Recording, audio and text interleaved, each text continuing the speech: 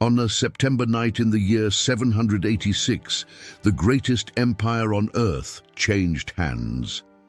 In the magnificent city of Baghdad, a young man named Harun ascended to power. He would be remembered as al-Rashid, the rightly guided one. His court would become legendary, immortalized in tales of splendor and wisdom. Yet beneath the golden surface of this Islamic Golden Age, forces were gathering that would tear the empire apart.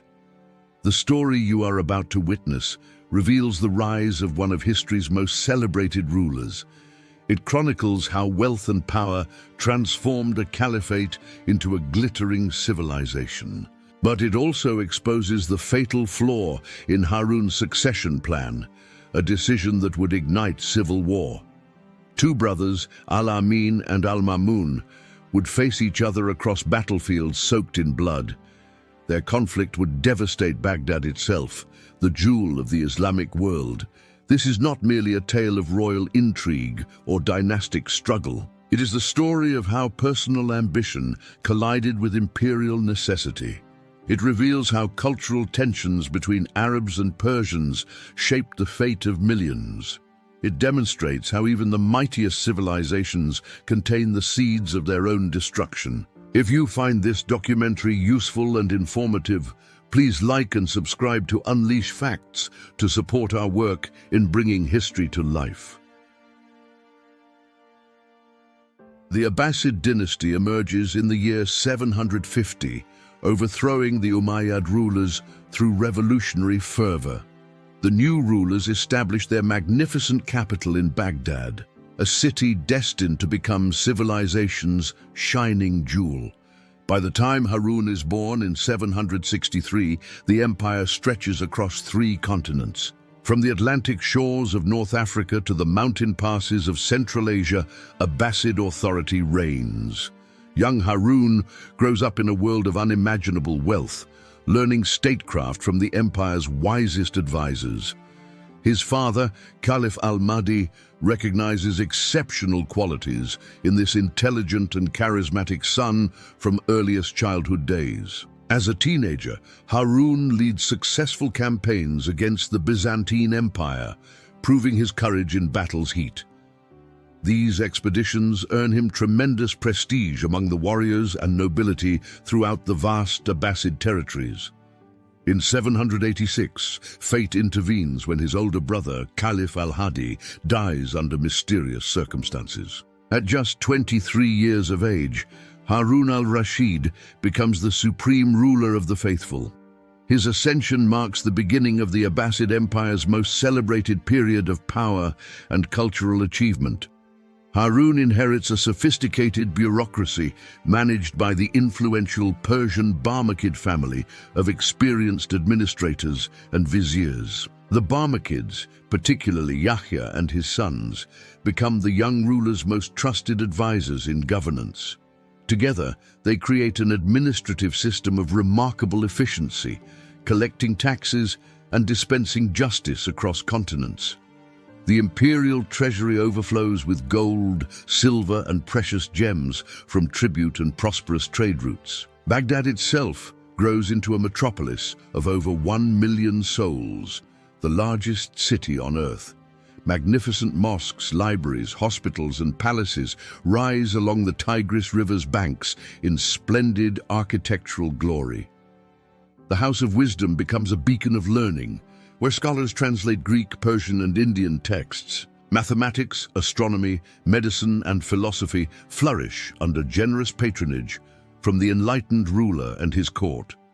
Poets, musicians, and artists flock to Baghdad, seeking fortune and fame at the Caliph's legendary court. Tales of Harun's magnificence spread across the known world, reaching even the distant Frankish king Charlemagne. Yet beneath this golden surface, dangerous tensions simmer within the royal family and among powerful factions. Harun marries Zubaydah, his cousin and a woman of exceptional intelligence, beauty, and strong political ambition. In 787, Zubaydah gives birth to Muhammad, who will later be known as al-Amin. The child is cherished as the firstborn son of noble Arab lineage on both his parents' sides. A few years later, Harun fathers another son named Abdullah, later called al-Mamun by a Persian concubine. Though al-Mamun possesses brilliant intellect and curious nature, his mother's lower status creates a problem of succession. In traditional Arab society, lineage through the mother carries immense weight in determining legitimacy and rightful inheritance. This difference in maternal heritage plants the seeds of future conflict between the two royal brothers. Harun loves both sons deeply, yet he understands the dangerous implications of dividing his loyalty between them. The question of succession begins to haunt the Caliph's thoughts as both boys grow into capable young men. He knows that a poorly managed transition could plunge the empire into civil war and devastating chaos. The reign of Harun al-Rashid represents the pinnacle of Abbasid power, prosperity, and influence across 3 continents. The Caliph's court in Baghdad becomes legendary for its extravagance, with fountains flowing wine and golden platters. Ambassadors arrive from distant kingdoms, bearing tribute and seeking alliances with the world's mightiest Muslim ruler. Trade caravans traverse the Silk Road, bringing Chinese porcelain, Indian spices, and African ivory to Baghdad's markets. The empire's wealth allows Harun to maintain a vast standing force of professional warriors and skilled commanders. He launches regular summer campaigns against the Byzantine Empire, keeping the ancient enemy weak and defensive. Byzantine emperors pay enormous tribute to avoid the wrath of Harun's disciplined cavalry and siege engines. These campaigns serve dual purposes, enriching the treasury while providing glory and combat experience for warriors. Meanwhile, the House of Wisdom attracts the greatest minds from across the civilized world to Baghdad's halls. Scholars develop algebra, advance astronomical observations, and make groundbreaking discoveries in medicine and optics throughout decades. The translation movement preserves ancient Greek and Roman knowledge that would otherwise be lost to history forever. Persian literary traditions blend with Arabic poetry, creating sophisticated new forms of artistic expression and cultural synthesis. Harun himself participates in theological debates and poetry competitions, demonstrating his own considerable intellectual abilities and curiosity. He performs the pilgrimage to Mecca multiple times, displaying his piety and connection to Islam's holiest sites. Yet as the years pass, the Caliph grows increasingly suspicious of the Barmakid family's overwhelming influence. The Barmakids control vast wealth, command loyal followers, and their administrative network penetrates every corner of governance. Yahya ibn Khalid al-Barmaki and his sons effectively run the empire's daily operations with remarkable efficiency. Harun begins to fear that the Barmakids have become too powerful, perhaps even overshadowing his own authority. In 803, the Caliph makes a shocking decision that reverberates throughout the empire like thunder. He orders the arrest and execution of Jafar al-Barmaki, his closest friend and most trusted advisor. The entire Barmakid family is imprisoned, their vast properties confiscated, and their political network systematically destroyed overnight. This sudden purge shocks the empire and demonstrates Harun's absolute power over even his most influential subjects. Historians debate the true reasons behind this dramatic fall, suggesting jealousy, political necessity, or personal betrayal. Whatever the cause, the removal of the Barmakids creates a dangerous power vacuum in the empire's administration. As Harun ages, the question of succession becomes increasingly urgent and impossible to ignore any longer. Al-Amin, now in his 20s, is favored by his mother Zubaydah and the Arab nobility of Baghdad. He enjoys luxury, poetry, and pleasure, showing little interest in the demanding responsibilities of statecraft and governance. Al-Mamun, meanwhile, demonstrates exceptional intelligence and gravitates towards scholars, philosophers, and learned men of science. He shows a keen interest in governance, law, and the complex challenges of administering the vast empire. Harun recognizes his younger son's superior abilities, but cannot ignore the powerful Arab faction supporting al-Amin's claim. In 802, the Caliph attempts a solution that will ultimately prove catastrophic for everyone involved. He publicly designates al-Amin as his primary heir and future Caliph of all Muslim lands and peoples.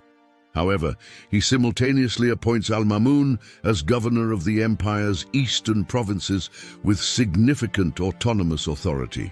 Furthermore, Harun declares that al-Mamun will succeed al-Amin as Caliph after his brother's eventual death someday. To formalize these arrangements, documents are written, witnessed by nobility, and even hung in the Kaaba itself. Both sons swear solemn oaths before God to honor their father's wishes and maintain peace between themselves. The arrangement seems ingenious, balancing Arab tradition with recognition of merit and keeping both factions satisfied temporarily. Yet this division of the empire contains the seeds of inevitable conflict between brothers with opposing interests. Al-Amin receives the heartland of the empire, including Baghdad, Syria, Egypt, and the wealthy western provinces. Al-Mamun governs Khorasan and the eastern territories, regions rich in resources and home to capable Persian administrators. Harun believes this compromise will prevent civil war, but he has merely postponed the inevitable catastrophic confrontation. In 809, Harun al-Rashid embarks on a fateful journey to the eastern provinces of Khorasan.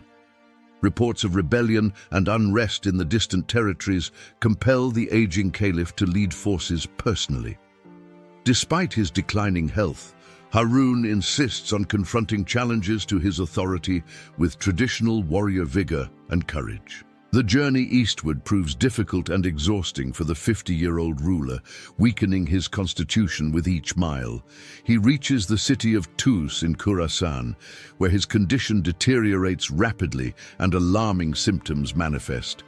On the 24th of March, 809, Harun al-Rashid dies in Tus, far from Baghdad's comforts. His death marks the end of an era and the beginning of uncertainty for the vast Abbasid realm.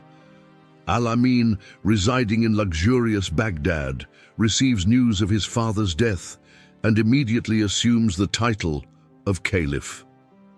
At 23 years old, the young ruler now commands the empire's heartland and its wealthy western territories. Al-Mamun, governing from Merv in Khorasan, also learns of their father's passing and prepares for uncertain times ahead. Though al-Mamun officially recognizes his brother as Caliph, tensions between the two courts begin to escalate quickly.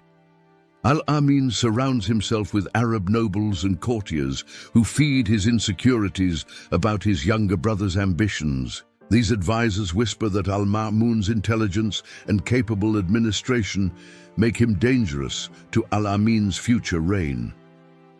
Chief among these voices is al-Fadl ibn al-Rabi, a cunning courtier who seeks power through manipulation. Al-Fadl convinces the young caliph that his own son should be designated heir instead of al-Mamun. This suggestion directly contradicts Harun al-Rashid's explicit wishes and the sacred oaths sworn at the Kaaba years earlier.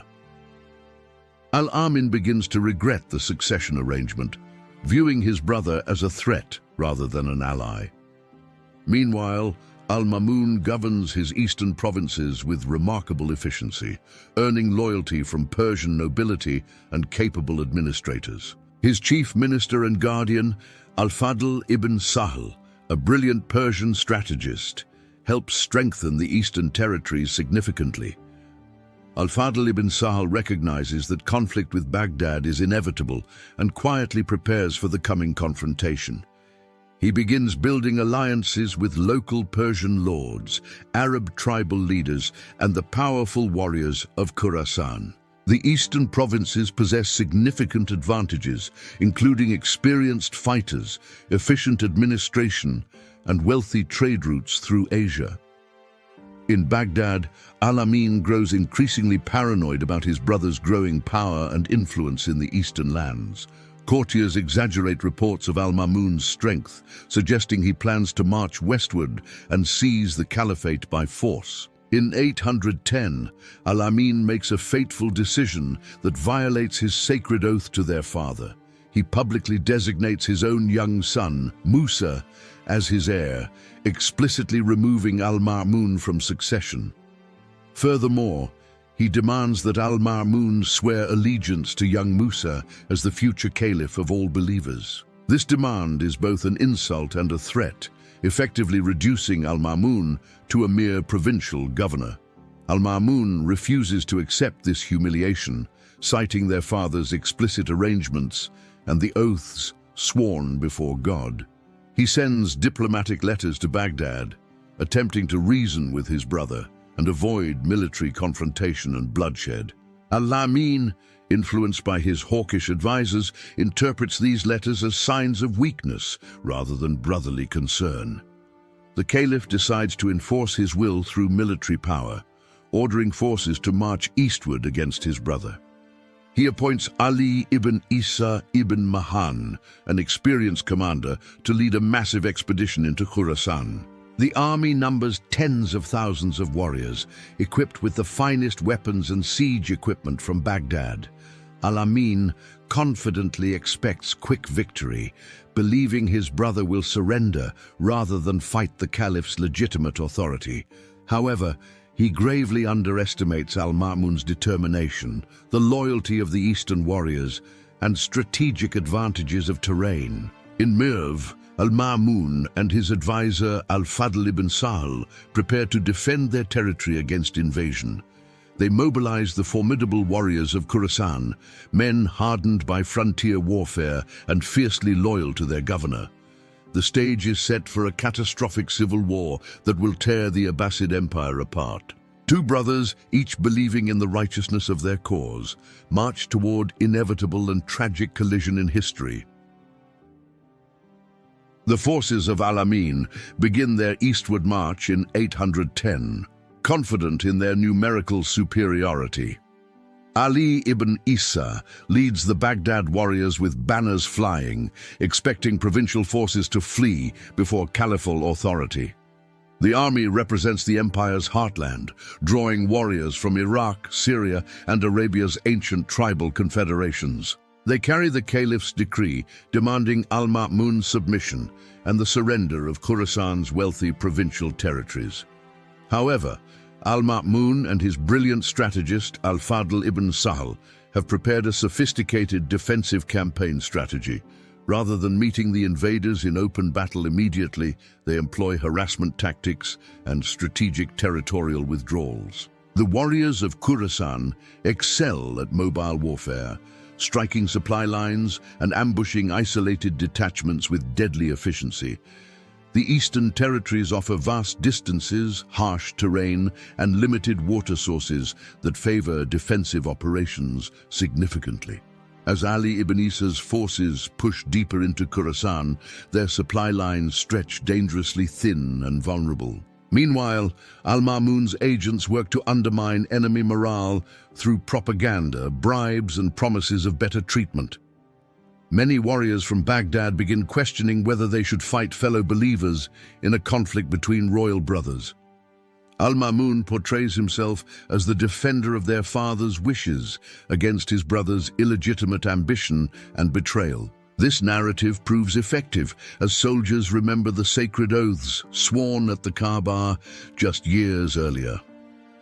The first major confrontation occurs near Rai, a strategically vital city controlling the western approaches to Khorasan. Al-Mamun entrusts his defense to Tahir ibn al-Husayn, a brilliant young commander of Arab-Persian mixed heritage. Tahir possesses exceptional tactical skills, personal courage, and an uncanny ability to inspire fierce loyalty among warriors. He gathers a force significantly smaller than Ali ibn Isa's army, but compensates with superior discipline and motivation. The warriors under Tahir's command believe they fight for justice, defending legitimate authority against unlawful aggression and betrayal. In 811, the two forces meet in battle outside Rai, in a confrontation that will determine Khorasan's fate completely.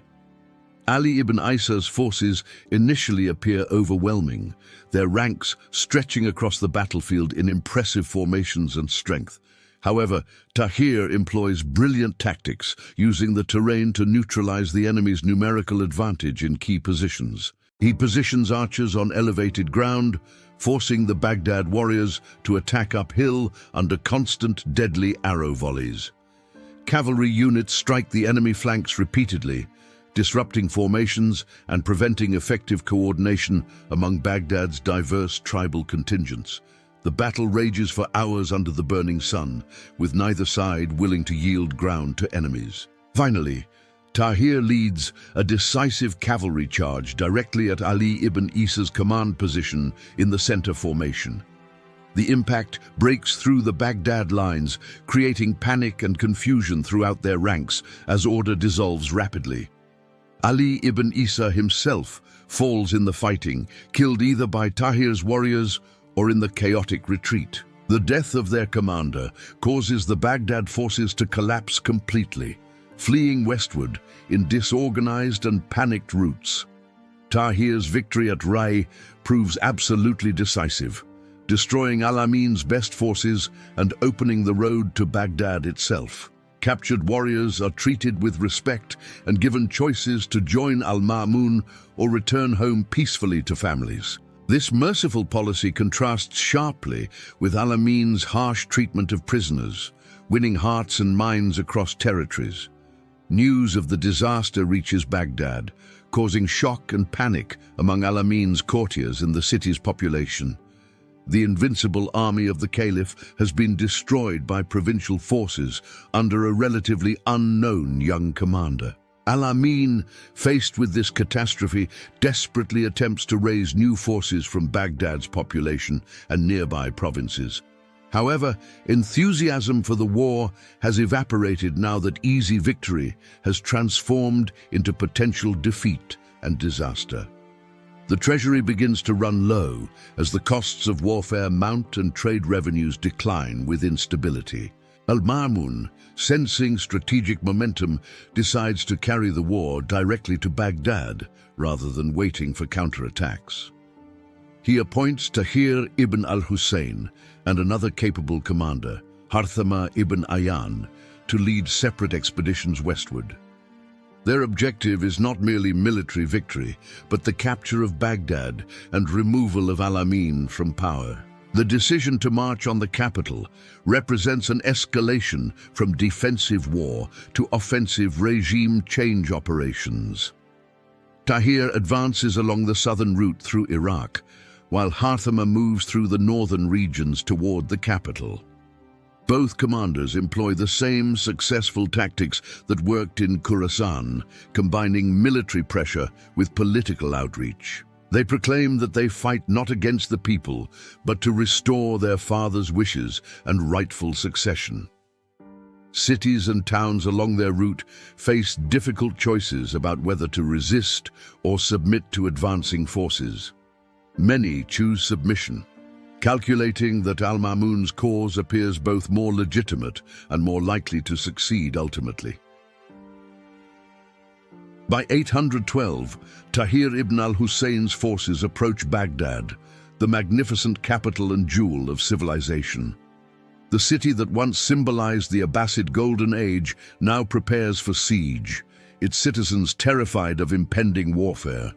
Baghdad's massive walls and the Tigris River provide formidable natural defenses against assault from attacking forces outside. Al-Amin still commands loyal warriors within the city, including palace guards and Arab tribal contingents from the heartland. However, his strategic position grows increasingly desperate as Tahir's forces surround the city from multiple directions simultaneously. Harthama ibn Ayyan arrives from the north, completing the encirclement and cutting off all escape routes for defenders.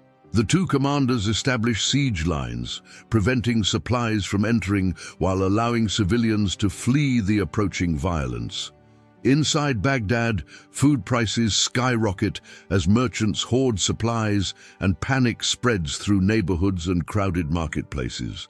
Al-Amin attempts to rally his supporters with speeches emphasizing his legitimate authority as the rightfully designated Caliph. He reminds defenders that rebellion against God's appointed ruler constitutes a grave sin deserving eternal punishment and damnation. Yet such arguments ring hollow when his own actions violated sacred oaths sworn at Islam's holiest site years earlier. The siege transforms Baghdad from a prosperous metropolis into a desperate fortress where hunger and fear reign supreme.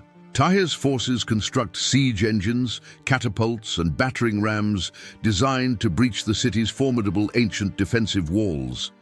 However, the commanders prefer to win through blockade rather than assault, hoping to minimize destruction and civilian casualties.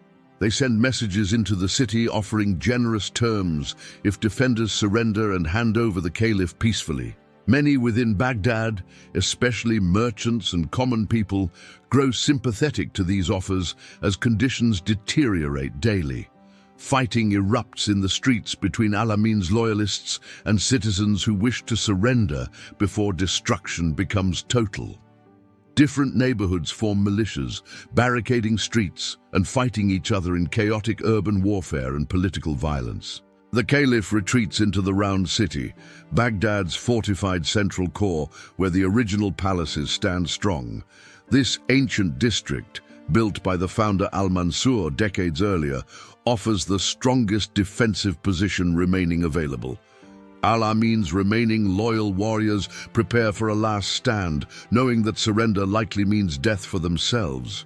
Meanwhile, Tahir tightens the siege methodically, cutting off water supplies and bombarding defenses with captured siege equipment. The mighty Tigris River, once Baghdad's lifeline carrying trade goods and prosperity, now aids the besieging forces significantly. Tahir positions boats on the river, preventing any supply vessels from reaching the starving defenders inside Baghdad's walls. Months pass with the siege dragging on through summer heat and into autumn rains, without decisive resolution yet. The magnificent palaces and gardens that once dazzled visitors with splendor suffer damage from catapult stones and fires. Libraries burn, destroying irreplaceable manuscripts and centuries of accumulated wisdom lost forever to flames and chaos warfare. The House of Wisdom, that beacon of learning, suffers damage as fighting spreads through Baghdad's once peaceful scholarly quarters. Civilians flee when possible, creating refugee columns that stream out of the city toward uncertain fates elsewhere. Those who remain face starvation as food stocks dwindle to nothing and desperate people eat anything available for survival. Inside the palace, al-Amin watches his world collapse, his advisors offering no solutions except continued futile resistance. The courtiers who encouraged this catastrophic war now prove useless in the face of military and political reality. Al-Amin realizes too late that his brother possesses superior commanders, better strategy, and more legitimate claims to authority. He contemplates escape, but knows that fleeing would destroy any remaining shred of legitimacy and seal his fate. Tahir sends final surrender demands, promising to spare the caliph's life if he abdicates peacefully and immediately.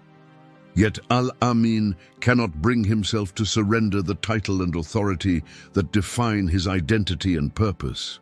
The siege enters its most desperate phase as winter approaches, bringing cold and increased suffering to Baghdad's population. Tahir's patience wears thin as his own supply lines stretch, and maintaining a siege force requires enormous resources. He orders intensified bombardment and prepares for a final assault to break through weakened defenses and end resistance. The warriors prepare scaling ladders, battering rams, and fire weapons for the climactic attack on Baghdad's ancient walls. Inside, defenders know the end approaches but continue fighting out of loyalty, fear, or simple desperation without alternatives. The once glorious capital of the Islamic world stands on the brink of falling to forces from its own eastern provinces.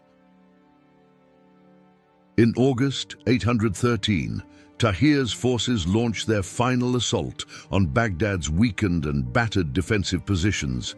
Siege engines pound the walls relentlessly, while warriors advance under cover of smoke from deliberately set destructive fires. The defenders, weakened by months of starvation and constant bombardment, cannot maintain effective resistance against determined assault. Breaches open in the walls as ancient stones finally yield to the relentless pounding from siege equipment. Tahir's warriors pour through gaps in defenses, fighting house to house through the once magnificent streets of Baghdad. The round city, al-Amin's last stronghold, becomes the focus of intense fighting as defenders make their final stand. Palace guards fight desperately, knowing that surrender means uncertain fates at the hands of victorious enemy forces. Al-Amin realizes that his cause is lost completely and that continued resistance will only increase suffering and death. He attempts to negotiate his escape, offering vast treasures in exchange for safe passage to neutral territory somewhere. However, Tahir refuses all negotiations, demanding unconditional surrender and transfer of the Caliph to his custody immediately. As night falls on August 25th, 813, al-Amin makes a desperate decision to attempt escape. He disguises himself in common clothing and attempts to slip through enemy lines toward the Tigris River under darkness. A small group of loyal retainers accompanies him, hoping to reach boats that might carry them downstream to safety. However, enemy patrols spot the group near the river, recognizing the Caliph despite his disguise through informant's intelligence. Warriors surround the party, blocking escape routes and demanding surrender from the former ruler of the faithful everywhere. Al-Amin pleads for his life, citing Islamic law's protections and his status as a descendant of the Prophet's family.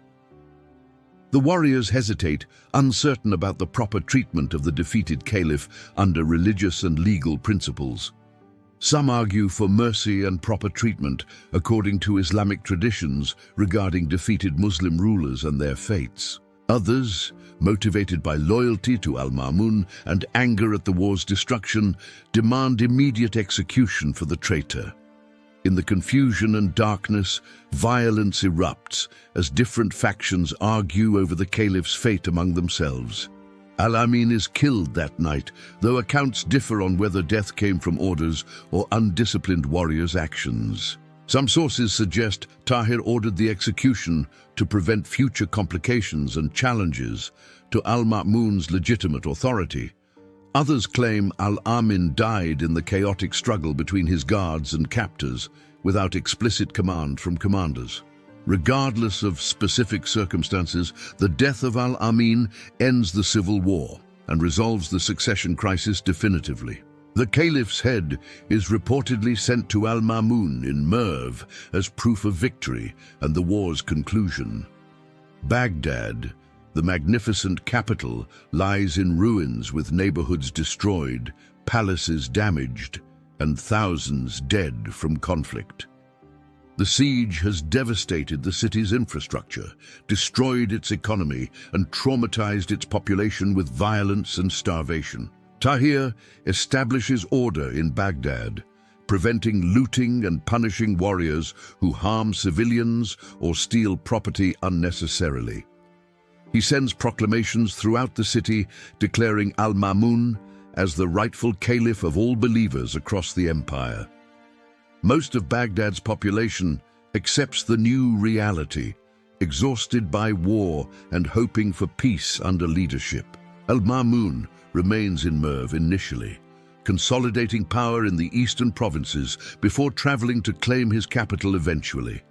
He appoints trusted administrators to restore Baghdad's governance, repair infrastructure, and revive the devastated economy of ruin, The civil war has cost the Abbasid Empire enormously in lives, treasure, prestige, and territorial integrity and cohesion. Outlying provinces, seeing the heartland's weakness, begin asserting greater independence from central authority than ever before. North Africa, already distant from Baghdad's control, effectively breaks away under local dynasties during the chaotic war years.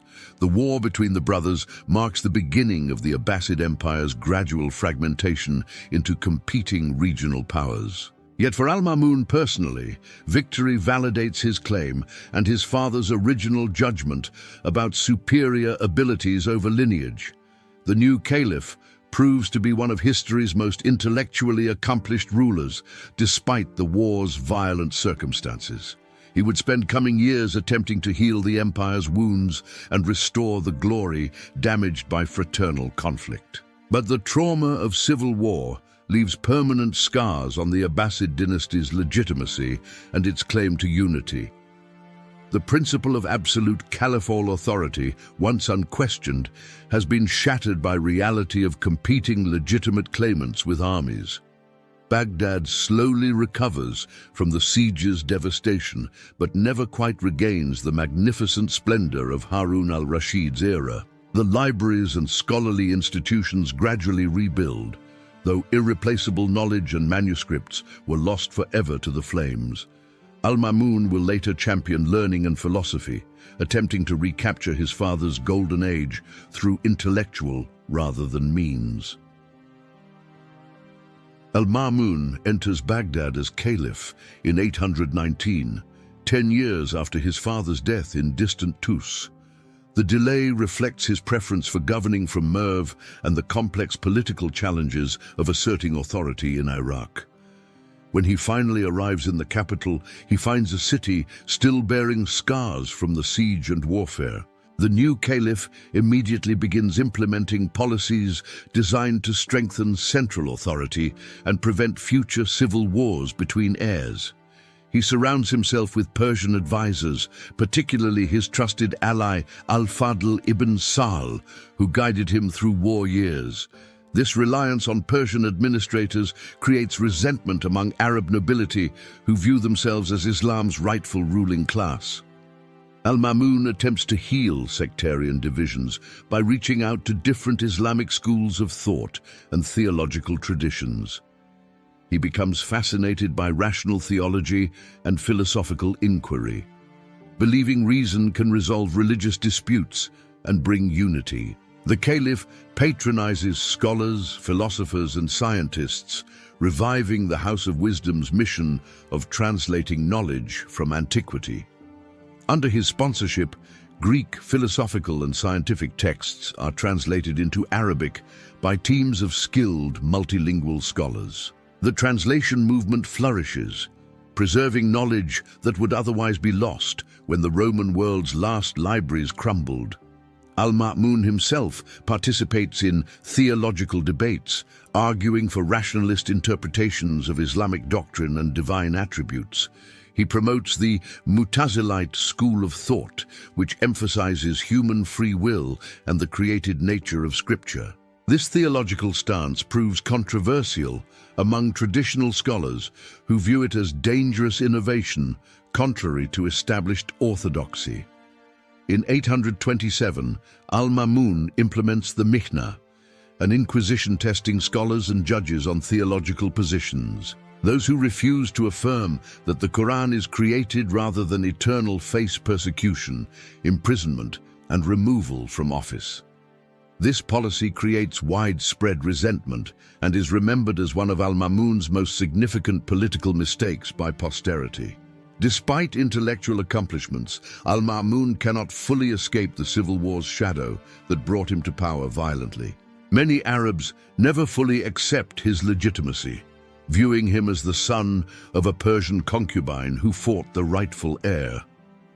Rebellions and uprisings continue throughout his reign, draining resources and preventing full restoration of his father's stability. The empire's unity, once taken for granted, now requires constant military enforcement against provincial governors, asserting increasing autonomy. Egypt experiences repeated revolts as local commanders and religious movements challenge Baghdad's authority over the wealthy Nile province. In Arabia, tribal confederations reassert independence, raiding settled areas and disrupting pilgrimage routes to Mecca and Medina.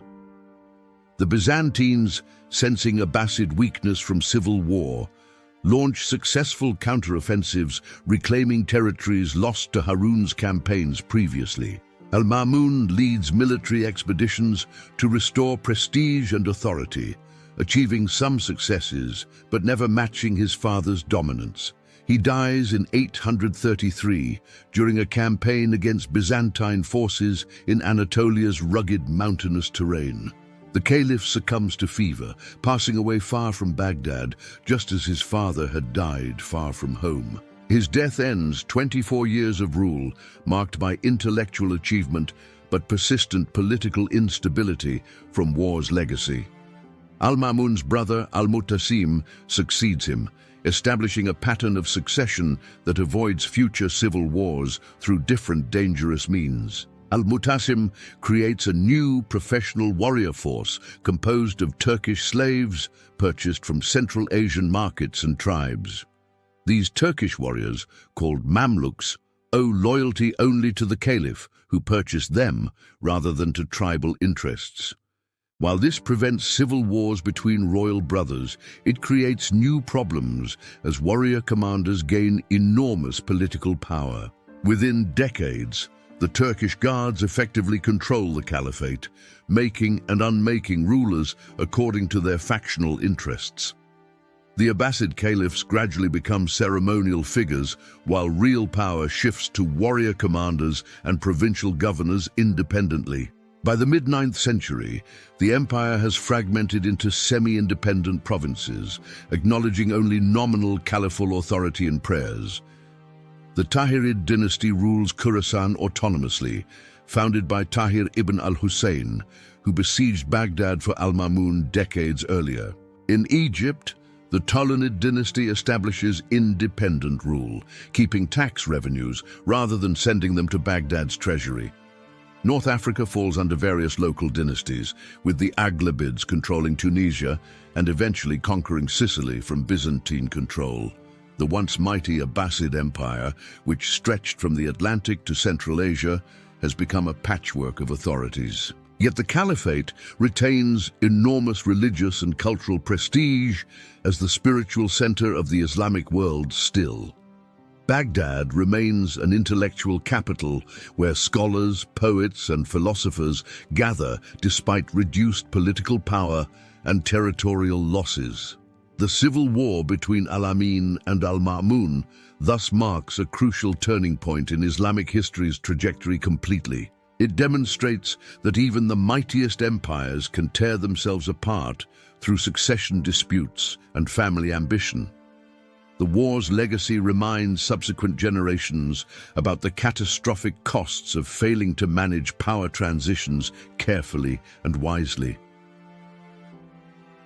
The story of Harun al-Rashid and his sons reveals timeless truths about power, family, and the fragility of peace. At its zenith, the Abbasid Empire appeared invincible with its magnificent capital, vast wealth, and cultural achievements unmatched. Yet within a single generation, civil war between brothers shattered this golden age and began irreversible fragmentation and decline. The root cause lies in Harun's attempt to satisfy competing claims through compromise that pleased no faction completely.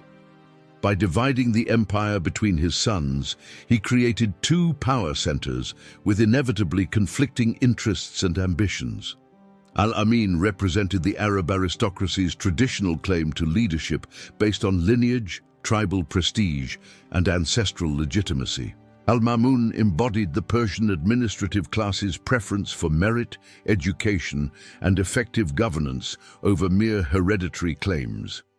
This cultural divide within the empire's ruling elite, temporarily managed by Harun, exploded into open warfare after his death. The civil war was thus not merely a personal dispute between brothers, but a deeper struggle over the empire's identity. Would the Abbasid realm remain an Arab kingdom, ruling conquered peoples, or evolve into a multi-ethnic cosmopolitan civilization? Al-Mamun's victory represented the triumph of Persian administrative competence and intellectual culture over Arab military aristocracy's traditional dominance. However, this victory came at enormous cost that weakened the empire permanently against internal separatism and external threats. The war destroyed Baghdad's infrastructure, depleted the treasury, killed thousands, and shattered the caliphate's aura of invincible authority. Provincial governors learned that central authority could be challenged successfully with sufficient resources, determination, and capable military leadership.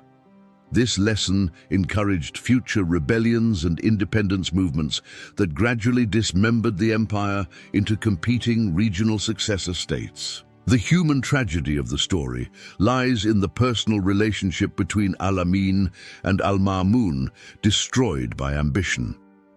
Contemporary sources suggest the brothers genuinely cared for each other during childhood and early adulthood before politics intervened destructively.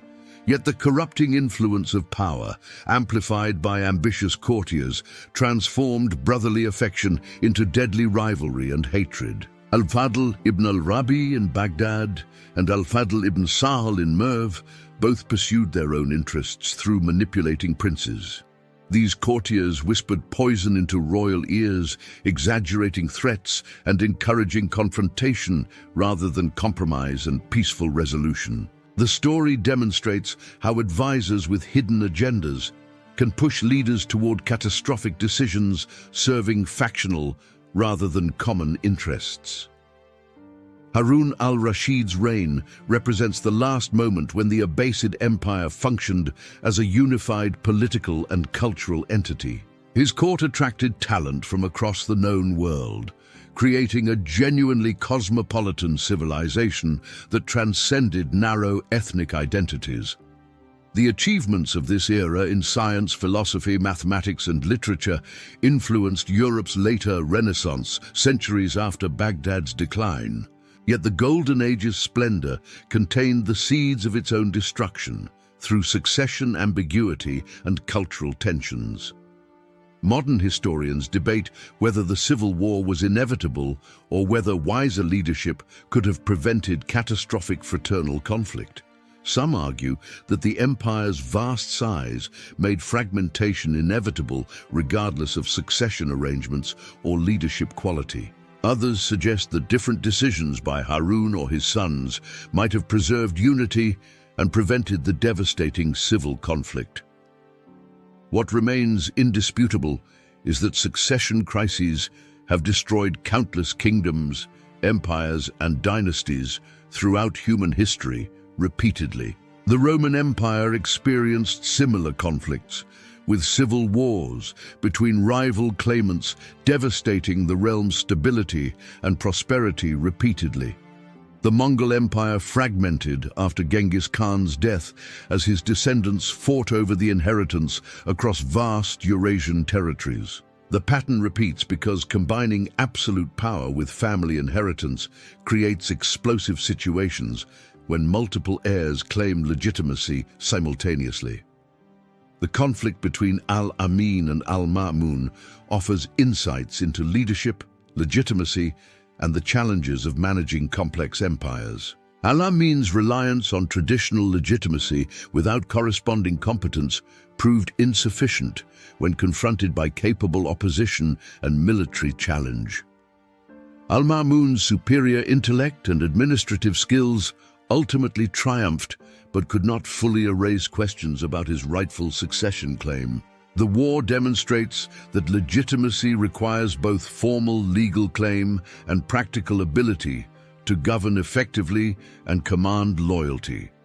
Neither is sufficient alone, and the most stable successions combine both traditional authority and demonstrated competence in leadership.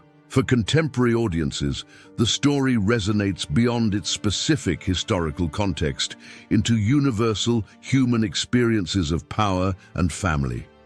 We recognize the dynamics of sibling rivalry, amplified to catastrophic scale by unlimited power and conflicting loyalties among supporters. We see how well-intentioned compromises can fail when underlying tensions and competing visions cannot be truly reconciled peacefully. We observe how violence, once initiated, develops its own momentum beyond any individual's control or original limited intentions. The destruction of Baghdad during the siege represents the self-destructive nature of civil war, where victors inherit ruins afterward. Al-Mamun won the caliphate, but ruled over a weakened empire that would never recover its former glory under unity. This outcome reminds us that some conflicts have no real winners, only survivors inheriting the wreckage of what was destroyed. The story of Harun al-Rashid's sons thus transcends its historical moment to offer timeless lessons about power and hubris. The reign of Harun al-Rashid represents the pinnacle of Abbasid civilization and Islamic culture's golden age of achievement. Yet the civil war between his sons demonstrates how quickly glory can collapse into tragedy through ambition and mismanagement. Al-Amin and al-Mamun were both victims of circumstances larger than themselves, trapped by expectations and cultural forces. Their conflict transformed the Abbasid Empire permanently, accelerating fragmentation that reduced the caliphate to ceremonial status within generations afterward. Baghdad never fully recovered its former splendor, though it remained an important cultural and intellectual center for centuries. The empire's political unity, once spanning 3 continents under one authority, dissolved into competing regional dynasties and autonomous provinces. Yet the cultural and intellectual achievements of the Abbasid Golden Age continued to influence Islamic and world civilization profoundly. The translations, scientific discoveries, and philosophical inquiries of this era preserved and advanced human knowledge across cultural boundaries. Today, we remember Harun al-Rashid's court as a symbol of Islamic civilization's remarkable contributions to human progress and learning. We study the civil war between his sons as a cautionary tale about succession planning, family dynamics, and empire's fragility. The story reminds us that even the mightiest kingdoms depend on wise leadership, careful planning, and avoiding destructive internal conflicts. If you enjoyed this deep dive into one of history's most fascinating succession crises, please support our work. Like this video and subscribe to Unleash Facts, so we can continue creating comprehensive documentaries that bring history alive. Your support enables us to research, produce, and share these stories with audiences passionate about understanding the human past. Until next time, continue exploring history's lessons and the timeless truths they reveal about human nature and civilization.